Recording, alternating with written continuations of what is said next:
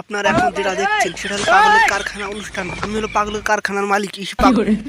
এই বুঝছি, তোমার মরণের চুলকানি উঠছে, মলম লাগাই দেবনি।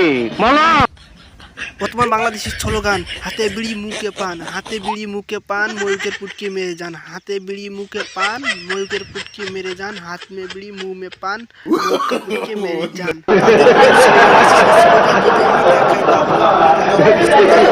আমি যখন প্রথমবার পাগলা গাঁওতে গিয়েছিলাম পাবনা, সেখান থেকে পালিয়ে আসার সময় আমাকে ধরে সবাই কুত্তা মারা ইঞ্জেকশন দিয়েছিল। সেই কুত্তা মারা ইঞ্জেকশন দেওয়ার পর আমি ভালো হয়েছিলাম, কিন্তু আমার মাথার তার আবার ছিঁড়ে যায়। তখন আমি আবার ইন্ডিয়াতে এসে মহলম বিক্রি শুরু করি এবং হকারি মহলম বিক্রি করে আজ আমি সাংবাদিক হয়েছি।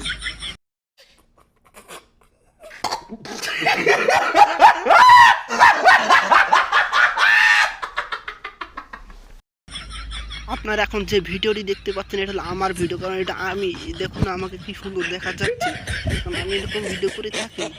এটা আমার কাজ, এটা আমার ভিডিও করার কাজ ধরন। দেখুন আমার ভিডিও কত সুন্দর হয়েছে, এটা বাংলাদেশের লোকেরা কখনোই পারবে না। দেখুন দেখুন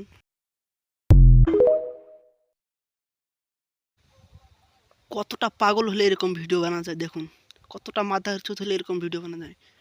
আমার মতো, আমার থেকে বড় মাদার চোট দেশে আছে? হ্যাঁ, আমার কাছে এই দেশে কোনো বড় মাদার চোট থাকতে পারে না, বাংলাদেশেও নেই, কোনো পৃথিবীতে নেই। কারণ আমার চেয়ে বড় মাদার চোট এই ইন্ডিয়াতে চলে। দেখুন, দেখতে থাকুন।